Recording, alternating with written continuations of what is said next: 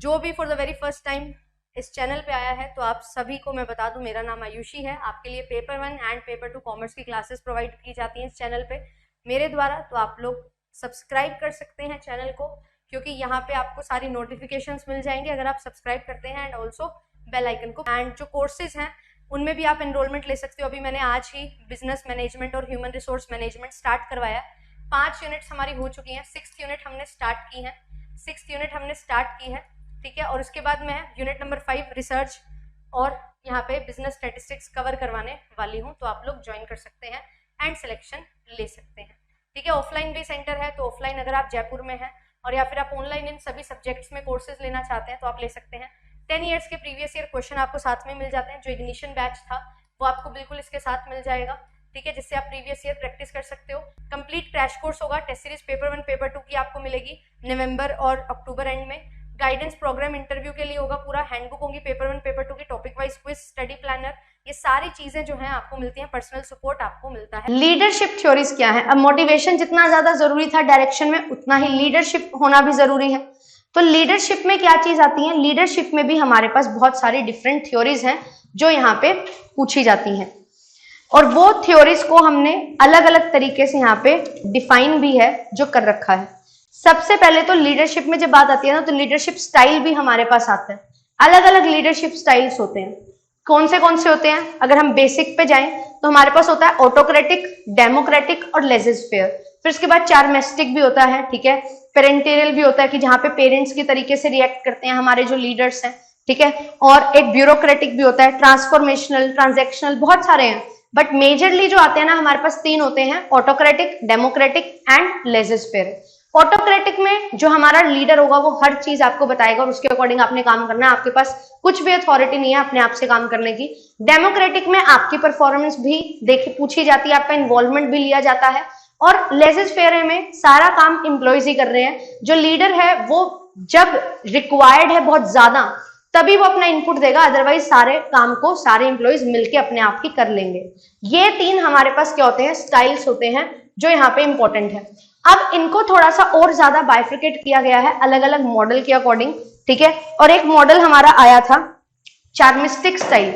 जो चार्मिस्टिक स्टाइल है वो कौन सा है, किसने दिया है, ये भी आप ध्यान रखना। कुछ लीडर्स होते हैं ना जिनकी जो पर्सनैलिटी होती है ना वो आपको बहुत अट्रैक्ट करती है, चार्म होता है उनकी पर्सनैलिटी में, वो चार्मिस्टिक होते हैं। मतलब उन्होंने बहुत अच्छा काम किया है, आप उसकी तरह बनना चाह रहे हैं, ठीक है। जैसे संदीप महेश्वरी का मैं एग्जांपल देती हूँ, चार्मिस्टिक पर्सनैलिटी है, चार्मिस्टिक लीडरशिप स्टाइल है, ठीक है। लोग उनकी तरह बनना चाह रहे हैं, बट वो कैसे कि उन्होंने कुछ अचीव किया है उस बेसिस पे।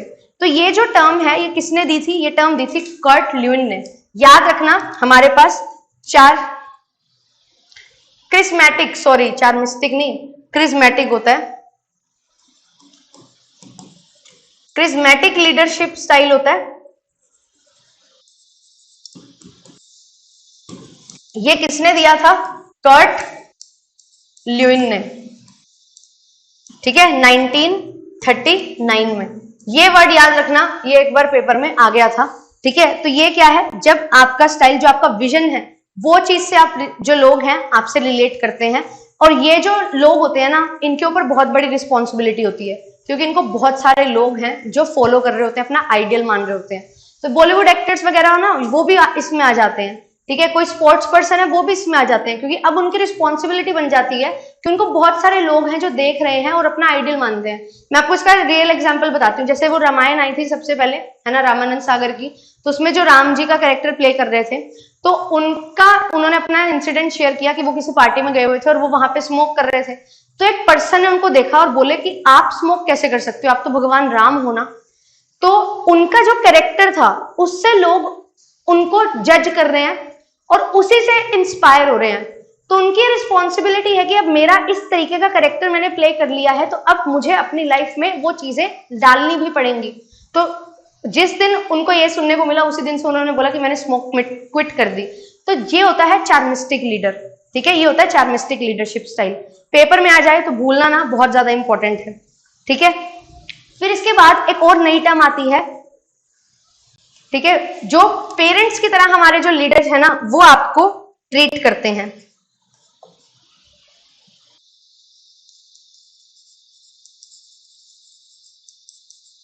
तो यहाँ पे सेम वैसा ही होगा ऑटोक्रेटिक की तरह। यहाँ पे जो होता है स्टाइल जो फॉलो किया जाता है वो ऑटोक्रेटिक है, बट यहाँ पे ना आपको जो काम दिया गया है वो आपको करना है, आपके पास कोई अथॉरिटी नहीं है, पर आपका जो लीडर होगा ना वो आपके पेरेंट की तरह रिएक्ट करेगा, एक्ट करेगा कि लाइक जैसे आपके पेरेंट्स आपसे काम करवाते हैं ना उसी तरीके से लीडर जो है वो आपसे काम यहाँ पे करवाएगा। ठीक है, तो ऐसा नहीं है कि लीडर आपको बिल्कुल जानता ही नहीं है कि हाँ कौन है तू ना, यहाँ पे बस लीडर की तरह जो है वो काम आपसे करवाया जाता है, पेरेंट की तरह काम है जो आपसे करवाया जाता है। तो यहाँ पे हमारे पास जब लीडरशिप की हम बात करते हैं तो यहाँ पे चेस्टर आई बर्नार्ड ने बोला है कि लीडरशिप का मतलब क्या है कि quality of behaviour of individual where they guide people और their activities in organised effort, कि एक लीडर वो है जिसके फॉलोअर्स होंगे। सबसे पहली बात, लीडर बिना फॉलोअर के बन ही नहीं सकता। अगर आपको कोई फॉलो नहीं कर रहा, आपके दिखाए हुए रास्ते पे कोई चल नहीं रहा, तो आप लीडर नहीं हो। आप ये नहीं बोल सकते कि I am a leader, no you are not a leader. Leader बिना फॉलोअर्स के नहीं होता, और लीडर का एक काम ये है कि वो एक डायरेक्शन में सबको लेके जाए और उसको लोग फॉलो करें। और एक ऑर्गेनाइजेशन में क्या होता है लीडरशिप में, कि ऑर्गेनाइजेशन के जो गोल्स हैं उनको हम अचीव कर लें एक तरीके से अपने सारे के सारे एफर्ट्स को करके एक डायरेक्शन में। तो यहाँ पे कैरेक्टरिस्टिक्स क्या है, इनसे क्वेश्चन आ जाता है। इंटरपर्सनल प्रोसेस है, लीडर और फॉलोअर, दो लोगों की यहाँ पे रीड होएगी, दो चीजें होंगी, लीडर और फॉलोअर्स होंगे, और ये ग्रुप प्रोसेस होगी। इसमें ऐसा नहीं है कि एक पर्सन का ही रोल रहेगा ना, अगर लीडर बहुत अच्छा है, ठीक है, और फॉलोअर्स अच्छे नहीं है तो काम नहीं चलेगा। लीडर बेकार है, फॉलोअर्स अच्छे हैं तो भी काम नहीं चलेगा। दोनों मिलकर अगर अच्छे से काम करेंगे तो ही हमारे जो टारगेट्स हैं वो अचीव होंगे और वही हमारे गोल्स पूरे होंगे। तो दोनों को एक दूसरे के साथ इंटरेक्ट भी करना है। लीडरशिप में इन्फ्लुएंस बहुत ज्यादा होता है। अगर आप देखो, हम जब लॉ में पढ़ते हैं ना अनड्यू इन्फ्लुएंस, तो वो लीडरशिप में होता है। ठीक है, आप अगर कोई लीडरशिप क्वालिटी है तो आप दूसरे के बिहेवियर को इन्फ्लुएंस कर सकते हैं। तो यहाँ पे प्रोसेस ऑफ इन्फ्लुएंस है, और stimulation of people to work towards organisation objective. एक लीडर क्या करवाता है, जो वो काम करना चाहता है उसको सब मिलके करें, वो उसका काम है। तो बेसिक से ये चीज होती है। लीडर ऑब्जेक्टिव इंश्योर करे एब्सोल्यूट जस्टिस, और इम्पार्शियल होना चाहिए। लीडर कभी भी पक्षपात नहीं कर सकता, बिल्कुल उसको बिना किसी पार्शियलिटी के सारे डिसीजन लेने होते हैं, और अपने एम्प्लॉयज को गाइड करना है और उनको मॉनिटर भी करना है। एक ऑर्गेनाइजेशन में लीडर का यही काम रहता है। अब जो लीडरशिप क्वालिटी यहाँ पे है ना, लीडर, और एक होता है हमारे पास यहाँ पे जो एक चीज होती है लीडरशिप और एक चीज होती है पावर, दोनों में फर्क है। ठीक है, और यहाँ पे जो हमारे पास लीडरशिप है वो दो तरीके से होती है, फॉर्मल और इनफॉर्मल। फॉर्मल लीडरशिप में क्या होता है, जब लीडर को इलेक्ट किया जाता है, जैसे कि हमारी डेमोक्रेसी में भी।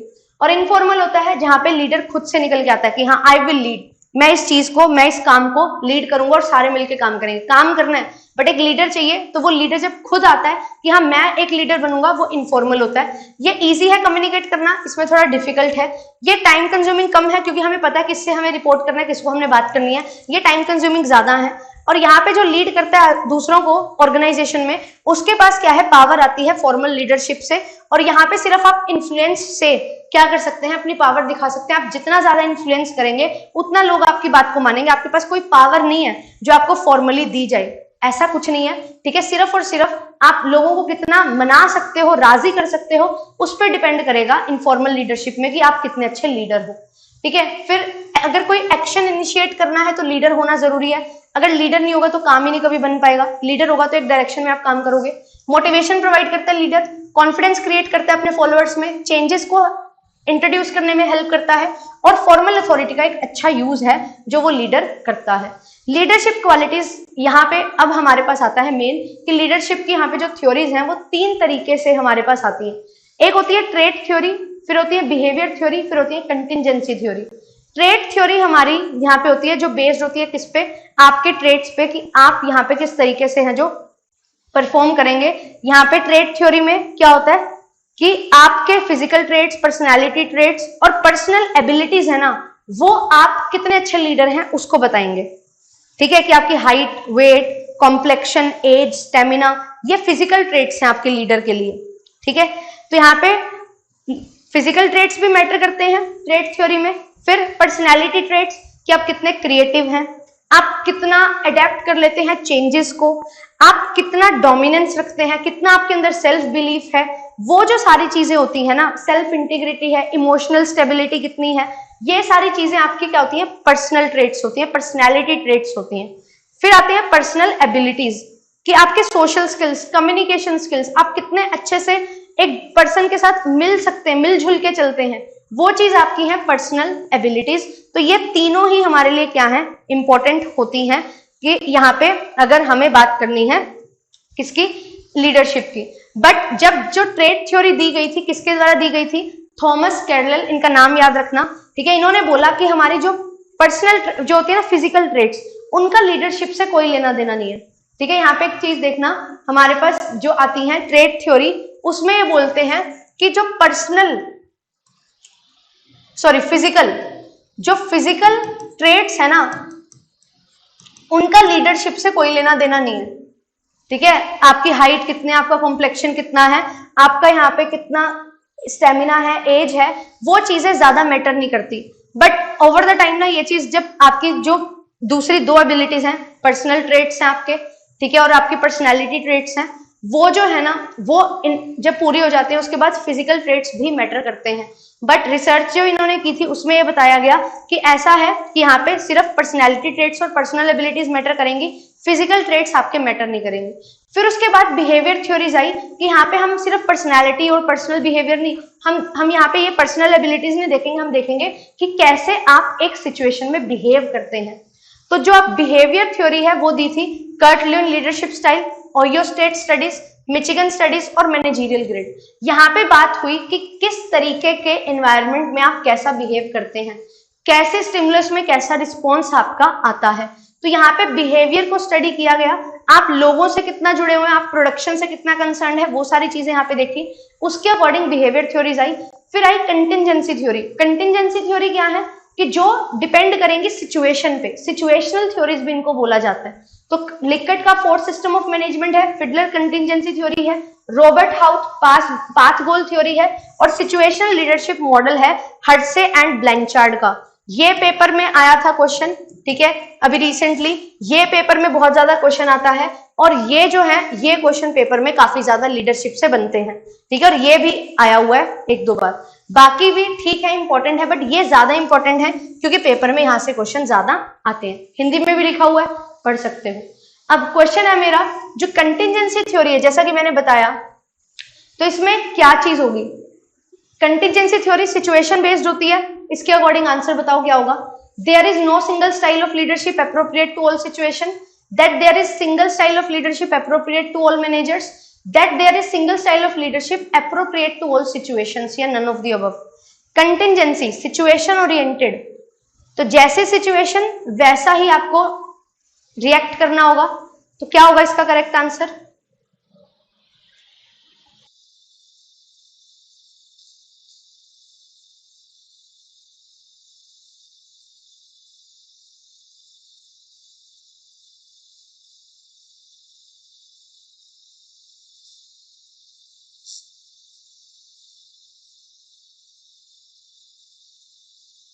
Thank you Ankit, it means a lot. चलिए इसका आंसर बताइए। कंटिंजेंसी सिचुएशन बेस्ड होती है मैम। अब आप ना ये नहीं बोल सकते कि हाँ हर सिचुएशन में यही लीडरशिप स्टाइल लगेगा ना, अलग सिचुएशन अलग लीडरशिप स्टाइल डिमांड करता है। तो इसका जो करेक्ट आंसर होगा that will be option number 1 कि that there is no single style of leadership appropriate to all situation. सारी सिचुएशन में एक लीडरशिप स्टाइल फॉलो करोगे तो नहीं बनेगी बात, हर सिचुएशन के लिए अलग लीडरशिप स्टाइल जरूरत होता है, ठीक है, जरूरी होता है। तो आंसर इज ऑप्शन नंबर 1, ठीक है, तो आंसर इज ऑप्शन नंबर 1। अब यहाँ पे आ जाते हैं, थॉमस कार्लाइल ने दी थी, ठीक है, ये थ्योरी पर्सनैलिटी ट्रेट वाली। तो यहाँ पे बोलते हैं कि लीडर को नॉन लीडर कैसे हम डिफरेंशिएट करते हैं, हम डिफरेंशिएट करते हैं उनके ट्रेट्स पे, ठीक है। मैंने सारे ट्रेट्स आपको बता दिए, फिजिकल, पर्सनैलिटी और पर्सनल। तो हम ट्रेट बेसिस पे क्या करते हैं, डिफरेंशिएट करते हैं। तो यहाँ पे ट्रेट थ्योरी ऑफ लीडरशिप में सिर्फ यही चीज है जो बोली गई है, फिजिकल ट्रेट, पर्सनैलिटी ट्रेट और पर्सनल ट्रेट। और ये बोलते हैं फिजिकल ट्रेट का कुछ भी नहीं काम है विद लीडरशिप। लीडर काला हो गोरा हो कोई फर्क नहीं होता, लीडर के अंदर पर्सनल क्वालिटीज, पर्सनल एबिलिटीज और पर्सनैलिटी ट्रेट्स ऐसे होने चाहिए जो दूसरों को इन्फ्लुएंस कर सके, अच्छे से उसके साथ हम कनेक्ट बना सकें। अगर आप कनेक्ट नहीं बनाओगे तो आप ग्रो नहीं करोगे। तो ये चीज हमारे पास होती है, तो ये चीज हमारे लिए इंपॉर्टेंट है। फिर इसके बाद यहाँ पे जो इंपॉर्टेंट चीज है, यहाँ पे बोला कि यहाँ पे जो क्या है ना कि ट्रेट थ्योरी वैलिड है लीडरशिप क्वालिटी के लिए, ऐसा भी नहीं है। इन्होंने सारी चीजें मेजर की, रिसर्च की कि क्या चीज मैटर करती है और क्या चीज मैटर नहीं करती है। तो पर्सनैलिटी ट्रेट में सारी चीजें देखी। फिर उसके बाद इन्होंने बोला कि जो इमोशनल इंटेलिजेंट लोग होते हैं ना, जो कॉन्फिडेंट लोग होते हैं, वो ज्यादा अच्छे लीडर बन सकते हैं रादर कि जो इमोशनली इंटेलिजेंट नहीं है और ना ही जो कॉन्फिडेंट है। कॉन्फिडेंस होना बहुत ज्यादा जरूरी है, तो ही आप लीडर बनोगे, तो ही लोगों को आप एक डायरेक्शन में लेके जा सकोगे। और सोशल स्किल्स, कम्युनिकेशन स्किल्स, अगर ये सारी चीजें होंगी तो यहाँ भी पॉजिटिव रिलेशन होगा पर्सनल एबिलिटीज के साथ, तो लीडरशिप स्किल अच्छे होंगे। बट यहाँ पे ये भी बोला गया कि जो ट्रेट थ्योरी है ना, that trait theories is valid for measuring leadership qualities, कि जो ट्रेट थ्योरी है वो लीडरशिप क्वालिटीज को मेजर करने के लिए यहाँ पे वैलिडेट नहीं है। यहाँ पे सिर्फ और सिर्फ ट्रेट से सारी चीजें नहीं हो सकती। जब ये ट्रेट थ्योरी को नकारा गया तभी हमारे पास दूसरी थ्योरीज आई जो बात करती हैं किसकी, जो बात करती हैं बिहेवियर की। और इसमें एक और थ्योरी होती है ग्रेटमैन थ्योरी, इसको भी पढ़ लो, ये भी पेपर में आ रखी है। ग्रेटमैन थ्योरी क्या है, थॉमस कार्लाइल ने दी थी। इन्होंने बोला कि जो लीडरशिप ट्रेट्स होते हैं ना वो इंट्रिंसिक होते हैं, मतलब जो लीडर्स है ना वो बोर्न होते हैं, आप लीडर बना नहीं सकते, उनके पास जो ट्रेट्स है उन्हीं से वो लीडर बनते हैं। फिर इसको नकारा गया था, ठीक है। तो इन्होंने यहाँ पे एक और पर्सन थे जिन्होंने बोला कि भाई ऐसा नहीं होता, लीडर्स बोर्न है, बनाए नहीं जा सकते ना, लीडर्स को बनाया भी जाता है। Herbert Spencer was the person जिन्होंने 1860 में क्या बोला कि जो ग्रेटमैन थ्योरी है ना ये गलत है, कि आप लीडर को बना नहीं सकते, बोर्न होते हैं लीडर्स। यहाँ पे क्या है, आपके जो एक्शंस हैं, आपके जो अलग अलग कंडीशंस में अलग अलग तरीके से आप रिएक्ट करते हो, वही चीजें लीडर्स को बनाते हैं, ठीक है। अब हमने देखा हमारे लीडर्स हैं, जैसे इंडिपेंडेंसी के टाइम हमें इंडिपेंडेंस चाहिए था, तो उस पॉइंट ऑफ टाइम पे है कितना ज्यादा स्ट्रगल किया हमने। तो अगर हमारे पास जैसे सिचुएशन थी उसी तरीके के लीडर्स आए, भगत सिंह भी एक लीडर है, ठीक है, हमारे गांधी जी भी एक लीडर है, जो हमारे सुभाष चंद्र बोस हैं वो भी एक लीडर है, सबकी पर्सनैलिटी अलग अलग है। तो यहाँ पे वो बने बनाए थोड़ी आए थे लीडर्स, वहां पे उन्होंने जो सर्कमस्टांसेस देखे उसके अकॉर्डिंग उन्होंने कैसे रिएक्ट किया, तभी तो वो लीडर बने। कैसे अपने साथ लोगों को जोड़ा और कैसे उस मुहिम में आगे बढ़े कि हम उस चीज से बाहर निकल सके, तो वो चीज होती है लीडरशिप। यहाँ पे आप बना नहीं सकते, यहाँ पे आप ऐसे नहीं बोल सकते कि leaders are born, leaders can be made, ठीक है, लीडर्स कैन बी मेड। ये चीज आपने ध्यान में रखनी है। अगर ऐसा ना होता तो ये लीडरशिप स्टाइल के इतने कोर्सेज हैं जो चल रहे हैं, कैसे बनता, फिर ऐसा नहीं होता, ठीक है। फिर उसके बाद यहाँ पे बिहेवियर थ्योरीज में किस अजम्पशन पे बेस्ड है कि अगर स्पेसिफिक बिहेवियर आपने आइडेंटिफाई कर लिया या उसको सिखा दिया तो एक पर्सन जो है वो क्या बन जाएगा, लीडर बन जाएगा। तो लीडर्स को हम बना सकते हैं। तो ट्रेट और बिहेवियर थ्योरी में यहाँ पे ट्रेट अप्रोच में क्या था कि हमारे पास वो ट्रेट्स होने चाहिए बाय बर्थ, और दूसरे बिहेवियर थ्योरी में बताया गया कि आप उन चीजों को सीख सकते हो। और ओवर द टाइम रिसर्चेस करके अलग अलग थ्योरीज यहाँ पे आई। तो सबसे पहली थ्योरी हम जो बिहेवियर थ्योरी में पढ़ते हैं वो कौन सी है कि एक पर्टिकुलर बिहेवियर लीडर को एक सेटिस्फेक्शन देता है उस पॉइंट ऑफ टाइम पे, जो अपने फॉलोअर्स को उस डायरेक्शन में लेके चलने में हेल्प करते हैं। तो यहाँ पे कर्ट ल्यूइन ने लीडरशिप स्टाइल दिया। याद रखना ये जो चार्मिस्टिक पर्सनैलिटी का वर्ड था वो भी कर्ट ल्यूइन ने दिया था। तो यहाँ पे क्या है, कर्ट ल्यूइन और उनके स्टूडेंट्स थे, एसोसिएट्स थे, उन्होंने 3 बेसिक लीडरशिप स्टाइल हैं जो दिए थे, जो मैंने आपको बिल्कुल स्टार्टिंग में बताया ना, ऑटोक्रेटिक, डेमोक्रेटिक और लेज़र-फेयर। ये 3 स्टाइल हैं जो इन्होंने दिए थे। और ये बोला कि हर एक लीडर जो है ना उसका अपना अलग स्टाइल होता है, जो यहाँ पे क्या है, सिचुएशन स्पेसिफिक नहीं बट एक लीडर स्पेसिफिक भी होता है। ये चीज यहाँ पे इन्होंने बताई। ऑटोक्रेटिक में क्या है कि आप स्ट्रिक्ट रूल फॉलो करेंगे, कंट्रोल करेंगे वर्क एनवायरनमेंट, जहां पे फॉलोअर्स जो काम है वो काम करेंगे, उनके फॉलोअर्स की खुद की कोई डिस्क्रिप्शन नहीं होगी, बस उनको अपने लीडर के इंस्ट्रक्शन को फॉलो करना है। ये बेकार चीज है क्योंकि यहाँ पे ये बेकार नहीं है, ये अच्छी भी नहीं है, हम ये बोल सकते हैं ये डिपेंड करता है कि सिचुएशन की डिमांड क्या है। फिर होता है लीडरशिप डेमोक्रेटिक, तो यहाँ पे कोलैबोरेटिव कोऑपरेशन होता है, ठीक है, स्किल्स आप डिसीजन आप अच्छे से लेते हो फॉलोअर्स के साथ। और ऑटोक्रेटिक लीडर्स में आप सिर्फ और सिर्फ वन साइडेड होते हो कि आप सिर्फ डायरेक्शंस दे रहे हो, आप ऑर्डर दे रहे हो, यहाँ पे आप बताते भी हो और सुनते भी हो, ये बोथ वेज होता है। लेज़र-फेयर में क्या होता है, यहाँ पे लीडर है नॉन लीडरशिप में बिलीव करता है कि जाओ जी लो अपनी जिंदगी, अपने फॉलोअर्स को बोलता है और आप अच्छा काम करोगे ये मेरा पूरा यकीन है, स्टिल कुछ भी दिक्कत आए तो मेरे पास आ जाना, फिर हम मिलके काम कर लेंगे। इस टाइप का लीडरशिप स्टाइल होता है लेज़र-फेयर लीडरशिप स्टाइल, जहाँ पे जो फॉलोअर्स हैं वो बहुत ज्यादा अच्छे से समझते हैं हर चीज को, वहां पे लीडरशिप स्टाइल जो है वो लेज़र-फेयर लीडरशिप स्टाइल का यूज किया जाता है। ठीक है, ये आपके पास ध्यान रखना। इसमें क्या है, यहाँ पे कंट्रोल बहुत ज्यादा होता है, कम होता है, यहाँ पे होता ही नहीं है। यहाँ पे कोर्जन के थ्रू ही मोटिवेट किया जाता है, पावर के थ्रू ही मोटिवेट किया जाता है। यहाँ पे इकोनॉमिक और ईगो अवार्ड्स दिए जाते हैं और यहाँ पे सपोर्ट प्रोवाइड किया जाता है जब रिक्वायर्ड हो। और यहाँ पे कमांड्स के थ्रू डायरेक्शन होती है, यहाँ पे गाइडेंस और सजेशंस, यहाँ पे कोई डायरेक्शन ही नहीं होती। कम्युनिकेशन फ्लोज डाउनवर्ड होता है, ये अपवर्ड और डाउनवर्ड दोनों तरीके से होता है। और यहाँ पे क्या होता है, ये अपवर्ड डाउनवर्ड कम्युनिकेशन दोनों ही यूज करता है। डिसीजन मेकिंग, यहाँ पे कोई दूसरे लोग इन्वॉल्व नहीं होते, यहाँ पे होंगे इन्वॉल्व। यहाँ पे जो है डिस्पर्सेस decision making through out the group, एक ग्रुप में ही डिसीजन मेकिंग हो जाती है, फॉलोअर्स में ही। यहाँ पे आई की भावना होती है कि मैं जो बोल रहा हूँ वो करो। यहाँ पे हम वी की भावना रखते हैं कि हम मिलके काम करेंगे। यहाँ पे आप सिर्फ एक जो ग्रुप है आपके फॉलोअर्स का, उन्हीं में ही सारा फोकस रखते हो। यहाँ पे क्रिटिसिज्म क्या है, पुनिटिव, मतलब अगर कोई बोला फॉलोअर कि आप ऐसे नहीं ऐसे कर लो, तो सीधा क्या मिलेगा आपको, सीधा आपको पनिशमेंट मिलेगी। यहाँ पे क्रिटिसिज्म कंस्ट्रक्टिव होता है कि हाँ, अगर किसी फॉलोअर को लग रहा है कि यहाँ पे कुछ कमी है तो आप बताओ, ठीक है, हम उस चीज को ध्यान देके उससे और बेहतर करेंगे, कुछ अच्छी चीज है जो निकाल के लेके आएंगे अपने डिसीजन में। और यहाँ पे क्रिटिसिज्म होता ही नहीं है क्योंकि लीडर ने तो छोड़ रखा है सारा कुछ फॉलोअर पे ही। ये चीज यहाँ से क्वेश्चन आते हैं, इसको ध्यान से लर्न कर लेना। अब इसके बाद फिर दूसरी जो यहाँ पे आई थी स्टडी, वो थी Ohio state study. Ohio state university जो है यूएसए की है ये, ठीक है। तो यहाँ पे स्टडगिल है, 1957 में इन्होंने ये चीज की थी। तो ओहियो स्टेट यूनिवर्सिटी ने इनिशिएट किया था एक series of researches on leadership 1945 में। तो यहाँ पे अपने कलीग्स के साथ स्टडगिल ने स्टडी किया लीडर का बिहेवियर अलग अलग टाइप्स के ग्रुप्स में and situation by using a leader behaviour description questionnaire. ये चीज इंपॉर्टेंट है, leader behaviour description questionnaire tool था जो लिया गया था इनके द्वारा, स्टडगिल के द्वारा, ठीक है। उनके पास कोई सेटिस्फैक्टरी डेफिनेशन तो नहीं है लीडरशिप की। और यहाँ पे ये बोलते हैं कि जो लीडरशिप है ना, ये एक सिनोनिमस है कि गुड लीडरशिप से, ऐसा भी कुछ नहीं होता है, ठीक है। डिपेंडिंग अपॉन द सिचुएशन, उसके अकॉर्डिंग हम यहाँ पे चीजें लेके चलते हैं। इसमें करना क्या था इन्होंने, इसमें इन्होंने बिहेवियर को देखना था कि कैसा लीडर बिहेव करता है, क्या चीज है जो इफेक्ट लेके आती है, ठीक है, बिहेवियर में। एम्प्लॉयज के सेटिस्फेक्शन और परफॉर्मेंस पे क्या इफेक्ट पड़ता है, और बेस्ट लीडरशिप स्टाइल कौन सा है, ये इनका मेन एम था स्टडी करने का।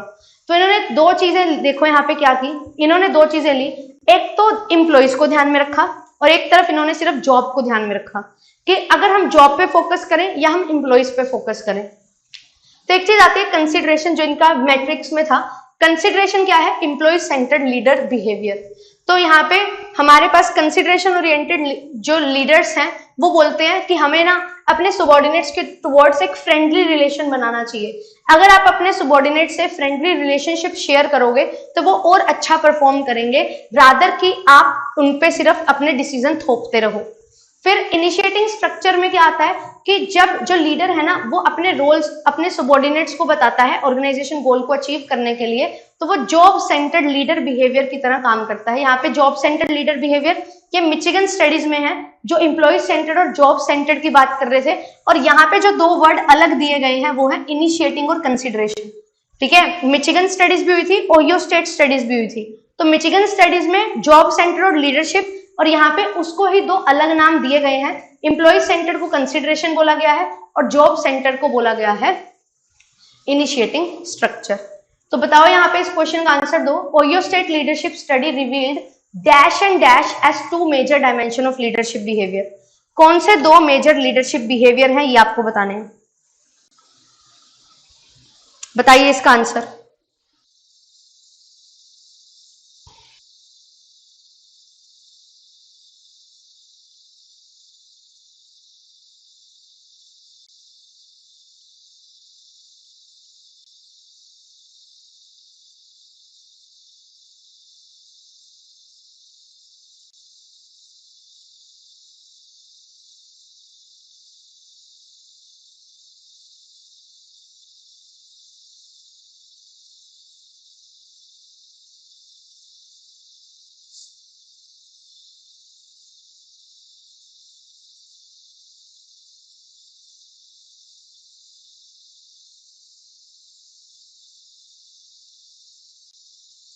बताइए।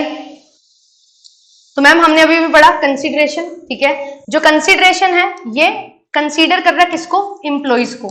और जो इनिशिएटिंग स्ट्रक्चर है ये किसको कंसीडर कर रहा है, ये कर रहा है जॉब को। याद रखना ये छोटी छोटी चीजें हैं जो आपसे पूछी जाती हैं। ठीक है, तो इसीलिए मैं थोड़े थोड़े क्वेश्चंस भी आपके लेके आ रही हूँ। ये देखो इनिशिएटिंग स्ट्रक्चर और कंसिडरेशन, ये दो यहाँ पे है। अगर आपका कंसिडरेशन क्या है, कम है, ठीक है, और इनिशिएटिंग स्ट्रक्चर भी कम है, ना तो जॉब ओरिएंटेड हो ना ही एम्प्लॉय ओरिएंटेड हो, ठीक है, तो यहाँ पे आओगे उदास रहोगे बिल्कुल, ठीक है, क्योंकि कुछ भी तो नहीं मिल रहा है ना। और यहाँ पे अगर आपका कंसिडरेशन हाई है बट इनिशिएटिंग स्ट्रक्चर लो है, तो यहाँ पे जो काम होगा वो अच्छा होगा, पर यहाँ पे जो ऑर्गेनाइजेशन है उसके टारगेट पूरे नहीं हो रहे होंगे, ठीक है। ऑर्गेनाइजेशन है वो थोड़ी सी खफा रहेगी बट एम्प्लॉइज थोड़े अच्छे रहेंगे। यहाँ पे जो क्या है, इनिशिएटिंग स्ट्रक्चर जो है वो हाई है बट कंसिडरेशन लो है। यहाँ पे एम्प्लॉइज जो है रुखे रुखे रहेंगे, बस ऐसे काम करेंगे, खुश नहीं होंगे कुछ।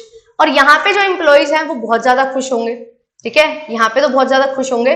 और ये वाली स्माइली, हार्ट आइज वाली स्माइली इनकी रहेगी कि काम भी बहुत अच्छा हो रहा है और हमारे को कंसीडर भी बहुत बढ़िया तरीके से किया जा रहा है, हमारा ध्यान भी रखा जा रहा है, हमारे साथ जो डिसीजन लिए जा रहे हैं वो भी बहुत अच्छे तरीके से लिए जा रहे हैं। ये चीज अपने पास यहाँ पे आती है, ठीक है।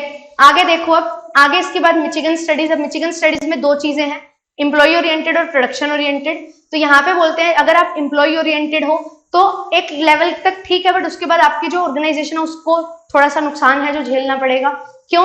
क्योंकि वहां पे क्या चीज होगी, वहां पे जो है आप ना वर्क प्लेस पे काम ही नहीं कर पाओगे ज्यादा, क्योंकि एम्प्लॉयज के साथ ज्यादा ओरिएंटेड हो, ठीक है। तो यहाँ पे एम्प्लॉय ओरिएंटेड स्टाइल किसमें बिलीव करता है, ये बिलीव करते हैं कि हमारे पास ये जो हमारे पुराने ये जो रिलेशन थे ना कि काम करवाओ वर्क प्लेस पे, उनको खत्म करो। वर्क प्लेस है वो reeling under the pressure of too many written rules, बहुत सारा रूल्स और रेगुलेशंस होते हैं, उनको खत्म करने की बात की गई, इसीलिए एम्प्लॉय ओरिएंटेड स्टाइल लाया गया। और यहाँ पे इन्होंने बोला कि जो कंसर्न है एम्प्लॉयज के लिए वो ज्यादा होना चाहिए, बट मैंने आपको इसका कंसिक्वेंस भी बता दिया, लॉन्ग रन में थोड़ा हार्म हो जाता है। और प्रोडक्शन ओरिएंटेड में क्या है कि भाई हमें सिर्फ काम से मतलब है, supervision, rules and regulations, employ के बिहेवियर को कंट्रोल करो, तो ये सारी चीजें हैं, उसके थ्रू हम क्या करते हैं, प्रोडक्शन ओरिएंटेड स्टाइल या जॉब ओरिएंटेड स्टाइल को लेके चलते हैं, जिसमें हम सिर्फ और सिर्फ काम करवाते हैं। तो आप ये बताइए यहाँ पे कौन सी टर्म है एम्प्लॉय सेंटर्ड और प्रोडक्शन सेंटर्ड जो लीडर बिहेवियर को यूज कर रही है, किसने दी थी ये टर्म, किस व्यक्ति ने ये टर्म दी थी, एम्प्लॉय सेंटर्ड और प्रोडक्शन सेंटर्ड, मतलब मिचिगन स्टडीज है, किसने की थी? ये मैंने अभी बताया नहीं, अब आपको इस तरीके इसकी हेल्प से बताऊंगी, एमसीक्यू की हेल्प से।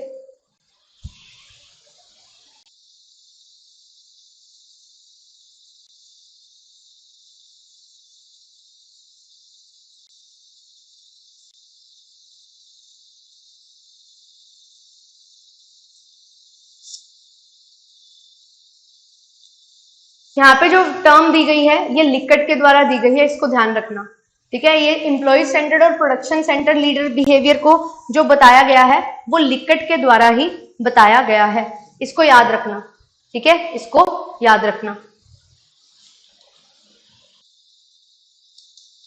क्लियर? लिकट का यहाँ पे हमारे पास फोर्थ सिस्टम ऑफ मैनेजमेंट भी आता है ना, ये भी मैं आपको करवाऊंगी अभी। तो ये जो मिचिगन स्टडीज हैं इसमें लीडरशिप बिहेवियर, लीडर कंट्रोल ज्यादा या एम्प्लॉय इन्वॉल्वमेंट ज्यादा, उस चीज पे यहाँ पे बेस्ड है, और यूएसए में स्टडी है जो की गई थी, ठीक है। अब यहाँ पे इसका क्रिटिसिज्म भी देख लो, जो मिचिगन स्टडी है इसका क्रिटिसिज्म क्या था, इसका क्रिटिसिज्म ये था कि ये ना इंडिविजुअल कैरेक्टरिस्टिक्स है ना जो सबॉर्डिनेट की, ग्रुप की या कोई सिचुएशनल वेरिएबल की, उसको कंसीडर नहीं करते, ठीक है। इसमें ये बोला गया या तो आप बिल्कुल ही जॉब ओरिएंटेड हो या बिल्कुल ही एम्प्लॉय ओरिएंटेड हो, एक्सट्रीम्स में लेके जाया गया है, ठीक है। इंडिविजुअल कैरेक्टरिस्टिक को ध्यान में ही नहीं रखा गया, ये इसका क्रिटिसिज्म है, ठीक है। क्रिटिसिज्म क्या है? No consideration of individual characteristic of subordinates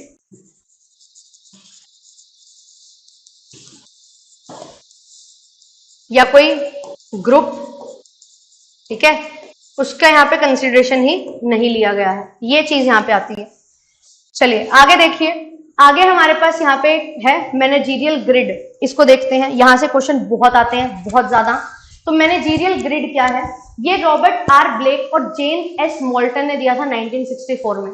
इन्होंने दो आधार बनाए, ठीक है, इन्होंने बनाया कंसर्न फॉर पीपल और कंसर्न फॉर प्रोडक्शन, ये इसके दो बेसिक बिहेवियर थे, ठीक है। ओरिजिनली ये ओहियो स्टेट और मिचिगन स्टेट में भी यही चीजें चल रही थी, बट यहाँ पे इन्होंने उसको क्या किया है, एक एब्सोल्यूट मेजर में लेके चले और इन्होंने एक ग्रिड बनाई 9x9 की, ठीक है, इन्होंने 9x9 की ग्रिड बनाई थी, ये आप देख सकते हो। यहाँ पे भी 9 पॉइंट्स रखे कंसर्न फॉर प्रोडक्शन में, कंसर्न फॉर पीपल में भी इन्होंने 9 पॉइंट्स रखे।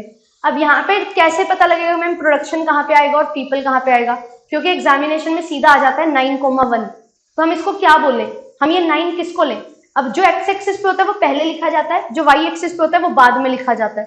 तो याद रखना अगर प्रोडक्शन करोगे तो बहुत बड़े हो जाओगे, ठीक है, एक्सपेंशन होगा, प्रोडक्शन ज्यादा होगा, बिजनेस बड़ा होगा, बिजनेस बड़ा होगा तो आप फैलोगे, तो फैलोगे कैसे, चौड़ाई में, ठीक है। तो इस तरीके से यहाँ पे क्या आता है, कंसर्न फॉर प्रोडक्शन। और अगर आप लोगों को साथ लेके चलोगे, मतलब आप सिर्फ अपने बारे में नहीं सोचते, आप लोगों के बारे में भी सोचते हो, तो आप बहुत बड़े लोग हो, ठीक है, बहुत बड़े हो तो आप बहुत ग्रो करोगे ऊपर की तरफ, ठीक है। तो लोगों के बारे में सोच रहे हो तो ऊपर की तरफ जाओगे, प्रोडक्शन ज्यादा करोगे तो बिजनेस एक्सपेंड ज्यादा करोगे, तो इस तरीके से आप इसको याद रख सकते हो। अब यहाँ पे आसान हो जाएगा, ये हमारे पास 5 पॉइंट हैं जो दिए गए, वैसे तो इसके 81 आउटकम्स थे पर 81 नहीं, हमें सिर्फ 5 याद रखने हैं। पहला है इम्पॉवरिश्ड मैनेजमेंट, जहां पे क्या है, ना तो प्रोडक्शन के लिए आप कंसर्न हो, ना ही आप लोगों से कंसर्न हो, मतलब गड़बड़ मामला चल रहा है, ना प्रोडक्शन हो रही है ना लोग खुश हो रहे हैं, ठीक है। तो ये है 1,1, इसमें इंप्रूवमेंट की बहुत ज्यादा जरूरत है। फिर आता है 9,1, जहां पे प्रोडक्शन बहुत बढ़िया हो रही है पर लोगों का ध्यान नहीं रख रहे, लोगों को सिर्फ और सिर्फ डायरेक्शन दे रहे हो कि काम करो, ये होता है अथॉरिटी कंप्लायंस मैनेजमेंट, इसको क्या बोला जाता है, अथॉरिटी कंप्लायंस मैनेजमेंट। फिर इसके बाद आता है मिडल ऑफ द रोड 5,5 कि बीच में है हम, ठीक है, middle of the road management इसको बोला जाता है। देन इसके बाद जब आप लोगों की तरफ ज्यादा ध्यान दे रहे हो, काम नहीं हो रहा आपका, मतलब 1,9, तो ये होता है कंट्री क्लब, क्योंकि अगर लोगों को ज्यादा ध्यान दोगे तो लोग तो क्लब ही बना देंगे अपनी ऑर्गेनाइजेशन को, मजे ही करेंगे, तो एक कंट्री क्लब मैनेजमेंट होता है। और जब दोनों की तरफ बहुत ज्यादा ध्यान है तो वो होता है टीम मैनेजमेंट 9,9। अब सवाल ये आता है कि हमारे पास ये चीज तो हमने देख ली कि लोगों के प्रति आपका फोकस है या प्रोडक्शन के प्रति, उसके अकॉर्डिंग हमारे पास ये 5 चीजें हैं, इनमें से बेहतर कौन है। अगर आपका सवाल जवाब आता है कि मैम 9,9 इज बेस्ट, ऐसा नहीं है, all are best depending upon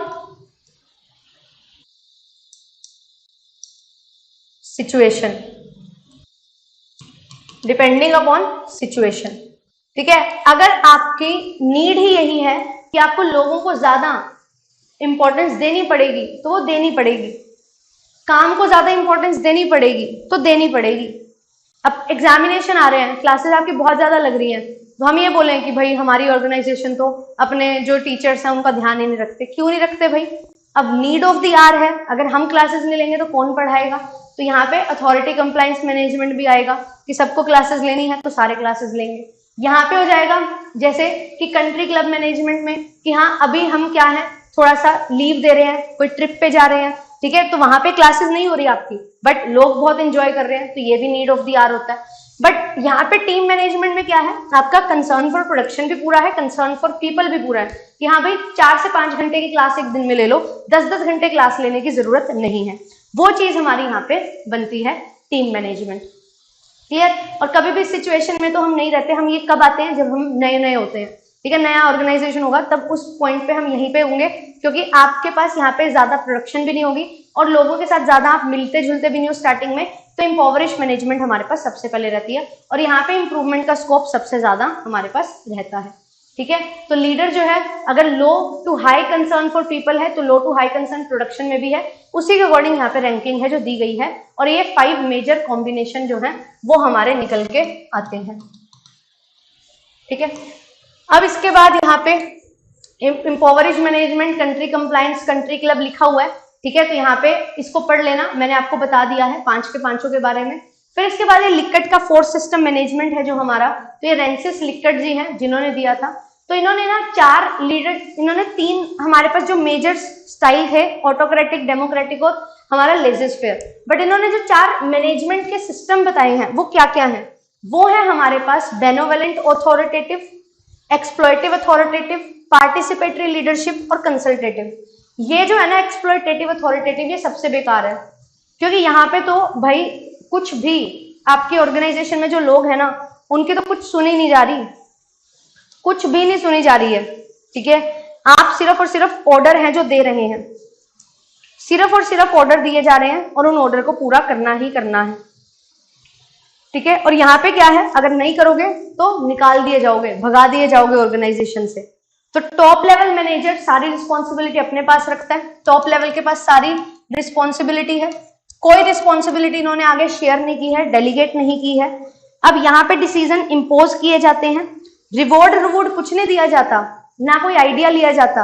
अगर काम नहीं हुआ पनिशमेंट जरूर दी जाएगी, काम हो गया तो तुमने करना था, काम नहीं हुआ तो तुमने क्यों नहीं किया, पनिशमेंट मिलेगी। तो नो रिवॉर्ड्स बट पनिशमेंट मिलती है। फिर ये जो बेनोवेलेंट अथॉरिटेटिव है, ये जो है ये क्या है, रिस्पॉन्सिबिलिटी जो है टॉप लेवल मैनेजमेंट के पास है, बट यहाँ पे मास्टर सर्वेंट रिलेशन भी जो है वो भी रखा जाता है। और यहाँ पे ना रिवॉर्ड्स दिए जाते हैं अच्छे काम के लिए, रिवॉर्ड्स ग्रांटेड, बट यहाँ पे आपका कोई आइडिया नहीं लिया जाता कि अगर आप चाहो कि नहीं सर ये चीज ऐसे कर लो, नहीं मैम ये चीज ऐसे कर लो, ना वो नहीं सुनेंगे, ठीक है, वो नहीं सुनेंगे। बट यहाँ पे आपको क्या है, रिवॉर्ड्स दे दिए जाएंगे। आप अपने कोई भी आइडियाज हैं शेयर नहीं कर सकते। मोटिवेशन जो है ना वो क्या है, यहाँ पे जो मोटिवेशन है वो बेस्ड है किस पे, थ्रेट्स पे, कि भाई काम कर लो नहीं तो पनिशमेंट मिलेगी। और यहाँ पे जो मोटिवेशन है based on threats and rewards, threats और रिवॉर्ड्स दोनों पे ही यहाँ पे क्या रहेगी, हमारी मोटिवेशन बेस्ड रहेगी। फिर इसके बाद आता है कंसल्टेटिव सिस्टम। 3 जो है हमारा वो है कंसल्टेटिव, ये 1 है, ये 2 है, इसको सीक्वेंस में भी याद रखना, ये 3 है और ये 4 है। कंसल्टेटिव में हमारा जो वो है टॉप लेवल मैनेजमेंट है, उसका थोड़ा सा, ज्यादा नहीं, थोड़ा सा ट्रस्ट है रहता है अपने सबॉर्डिनेट में, और वो उनसे कंसल्ट कर लेता है कि हाँ भाई तुम्हें क्या लगता है इस बारे में क्या होना चाहिए। फॉलो करे ना करे वो लीडर की मर्जी, बट यहाँ पे कंसल्ट है जो कर लिया जाता है। मतलब यहाँ पे थोड़ा सा ट्रस्ट जो है ना वो रहता है सबॉर्डिनेट्स में, कि हाँ ये जो सबॉर्डिनेट है ये हमारे लिए अच्छा ही सोच रहे हैं, हमारी ऑर्गेनाइजेशन के लिए, ठीक है। आइडियाज ओपिनियंस हैं वो सारी चीजें क्या की जाती है, कंस्ट्रक्टिव यूज के लिए ली जाती हैं, कि यहाँ पे हम फ्रीली डिस्कस कर सकते हैं सबॉर्डिनेट सुपीरियर के साथ अपनी चीजें।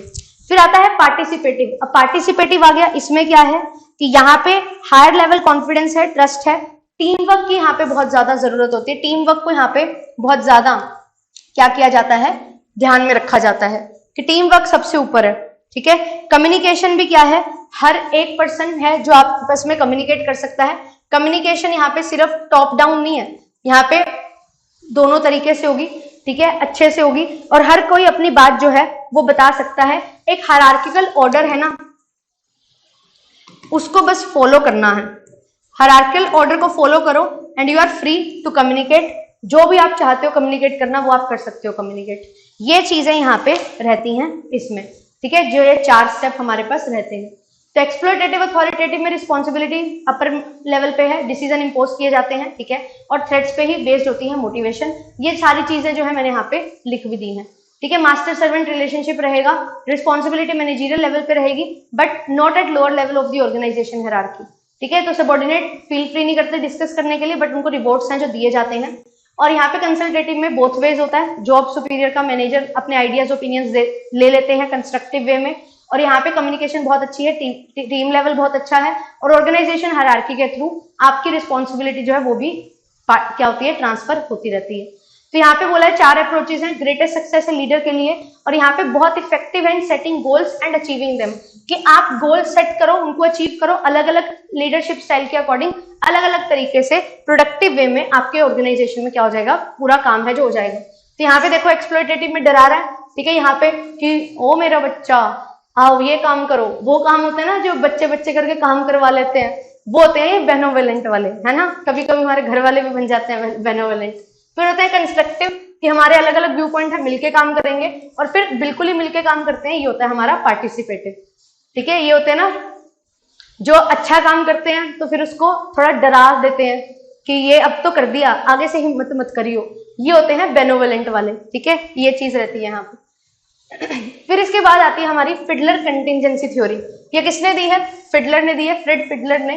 कंटिंजेंसी मॉडल जो है ये फोकस करता है किस पे, इंडिविजुअल लीडरशिप पे, तो सिचुएशनल कंटिंजेंसी थ्योरी यहाँ पे बताती है कि कितना इफेक्टिवनेस है लीडर का, 2 फैक्टर के थ्रू इसको डिटरमाइन किया जाता है। ये हमारी कंटिंजेंसी थ्योरी है। फादर ऑफ कंटिंजेंसी थ्योरी भी फिडलर को ही बोला जाता है, ध्यान रखना पेपर में आ रखा है। तो ये क्या बात करते हैं, हमारे पास 2 चीजें होती हैं, लीडर की नीड ग्रेटिफिकेशन और favourableness of the leaders situation. तो यहाँ पे जब आपको लीडर की नीड ग्रेटिफिकेशन में क्या है, pleasure specially when gained from the satisfaction of a desire, कि जो एक पर्सन जो उसका डिजायर है कि क्या वो काम करना चाहता है, उससे उसको जो काम करने से उसको खुशी मिल रही है या प्लेजर मिल रहा है, वो सारी चीजें।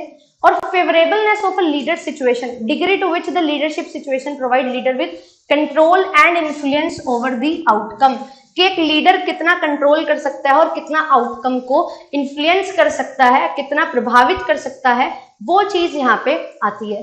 तो ये थ्योरी क्या अज्यूम करती है, लीडर्स या तो टास्क ओरिएंटेड होंगे या रिलेशनशिप ओरिएंटेड होंगे। भाई जो लीडर है या तो उनको काम करवाना है या वो जो लोग हैं उनके साथ अच्छे रिलेशन मेंटेन कर सकते हैं।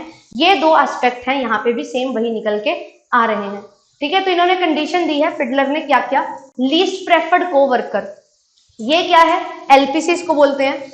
लीस्ट प्रेफर्ड कोवर्कर क्या है, ये जो थ्योरी है इसका एम क्या है कि हमारे जो लीडर हैं वो टास्क ओरिएंटेड है और लीडरशिप रिलेशनशिप ओरिएंटेड है through least preferred co-worker scale. यहाँ पे आपको एक स्केल दिया जाता है, उसमें आपको देखना होता है कि आप किस चीज को ज्यादा प्रेफर करते हो। ठीक है, और इसका एम है हमें ये पता लगाना कि वर्कर्स जिनके साथ जो लीडर है उसके साथ कितने वर्कर काम नहीं करना चाहते और कितने काम करना चाहते हैं। ये चीज यहाँ पे पता लगती है कि भाई ये लीडर है, इसके साथ कौन कौन काम करना चाहता है, वो अपना स्केल में बता देते हैं, और जो नहीं करना चाहते वो कम रेंज उसको दे देते हैं। उसके अकॉर्डिंग हमें पता लग जाता है कि किसके साथ कौन पर्सन काम करना चाहता है, कौन कितना अच्छा लीडर है। ठीक है, कितना अच्छा किसी का रिलेशन है। तो यहाँ पे क्या क्या चीजें होती हैं, जैसे कि ओबीडियंट और डिसोबीडियंट, ये 2 चीजें हैं जिसके बीच में रहती हैं। Efficient, inefficient, fun loving, gloomy, ये अलग अलग स्केल हैं। बाइपोलर एडजेक्टिव सेट होते हैं। बाइपोलर मतलब 2 extremes, obedient, disobedient, efficient, inefficient, ये चीजें यहाँ पे लेके चली जाती हैं और उसके according least preferred co-worker scale का यूज किया जाता है। फिर आता है सिचुएशनल फेवरेबलनेस।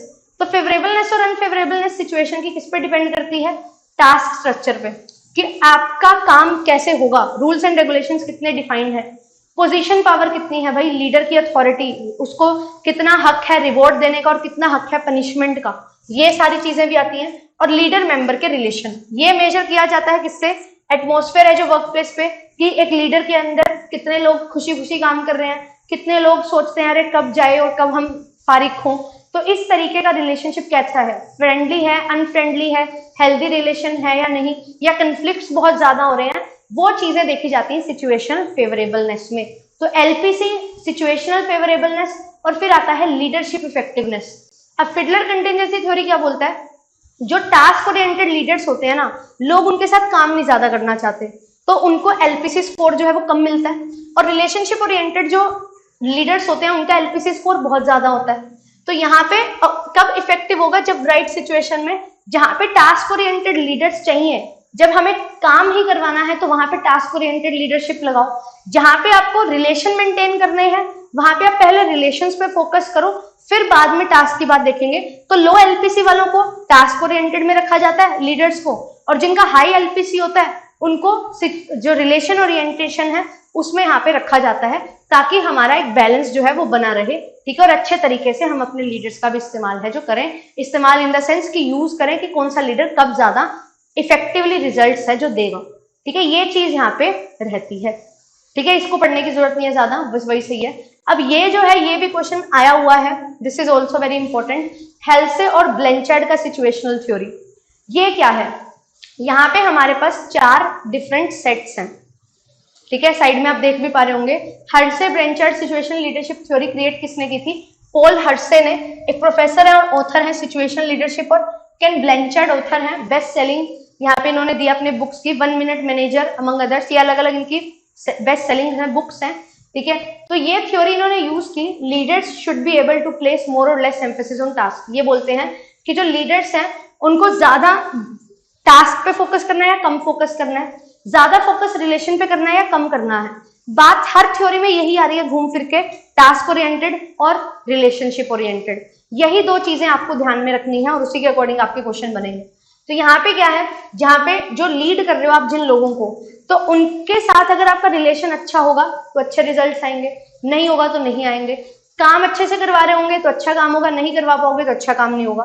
तो यहाँ पे डिपेंड करता है कि क्या चीज चाहिए, किस चीज की रिक्वायरमेंट है, रिलेशनशिप की या टास्क ओरिएंटेशन की, उसके अकॉर्डिंग आपके काम है जो होते हुए चलेंगे। तो यहाँ पे 4 चीजें दी हुई हैं, देखो, एक है सपोर्टिव बिहेवियर, 2 चीजें हैं बेसिस, उसमें 4 चीजें हैं, एक है डायरेक्टिव बिहेवियर। अगर आपका डायरेक्टिव बिहेवियर कम है, मतलब आप डायरेक्शंस कम दे रहे हो और आप सपोर्ट भी कम कर रहे हो, ना तो आप टास्क पे फोकस कर रहे हैं ना आप रिलेशन पे, तो यहाँ पे कब होता है ये जब होता है कि जब आप सारा काम छोड़ देते हो अपने फॉलोअर्स पे, डेलीगेटिंग स्टेज होती है यहाँ पे, ठीक है। फिर जब डायरेक्टिव बिहेवियर बहुत ज्यादा है, सपोर्ट बहुत कम है, हर चीज बहुत ध्यान से देख रहे हो, तो ये होता है डायरेक्टिंग, कि हम अभी हर चीज पे ध्यान रख रहे हैं। ये डायरेक्टिंग जो होता है ये सबसे पहला फेज होता है, ठीक है, सबसे पहले डायरेक्टिंग फेज होता है। फिर उसके बाद जब आपको लगता है कि हाँ भाई ये काम भी अच्छा कर रहे हैं और हमें काम भी अच्छा करवाना है, बट हमें इनको सपोर्ट भी करना चाहिए, तो वो होता है कोचिंग, कि जब वो काम कर रहा है उसको और एक्स्ट्रा एफर्ट डाल के आप भी उसको हेल्प करते हो उस काम को करने में। ये हो गया हमारा दूसरा कोचिंग, ठीक है। तो यहाँ पे फिर उसके बाद तीसरा जो होता है वो क्या होता है कि अब डायरेक्शन देने की ज्यादा जरूरत नहीं है, हमने सिखा दिया, बंदा अच्छे से सीख चुका है, हमारा सुबॉर्डिनेट जो है वो अच्छे से सीख चुके हैं, अब हमें उसको सिर्फ सपोर्ट करना है। तो यहाँ पे सपोर्टिंग बिहेवियर हाई है बट डायरेक्टिव बिहेवियर लो है, ये है सपोर्टिंग, थर्ड हमारा डायमेंशन। यहाँ पे moderate high competence variable commitment होती है। और फोर्थ आता है जहाँ पे आपको दोनों चीजों की ही बहुत कम जरूरत है, ना सबॉर्डिनेट को सपोर्ट चाहिए ज्यादा, ना आपको डायरेक्शंस रखने की जरूरत है। ये जो स्टेज होती है ये होती है हमारी डेलीगेटिंग स्टेज। तो ये इस तरीके से मूव करती है। हमारे पास 4 चीजें जो है ना, ये फर्स्ट है, सेकंड है, फिर थर्ड है और फिर ये फोर्थ है। मतलब ये जो नीचे वाला पॉइंट है वो फोर्थ होगा और ऊपर वाले पॉइंट है फर्स्ट, सेकंड और थर्ड होंगे, और फर्स्ट और फोर्थ नीचे वाले पॉइंट्स होंगे। इसको याद रखना, ये लेफ्ट टू राइट है, ठीक है।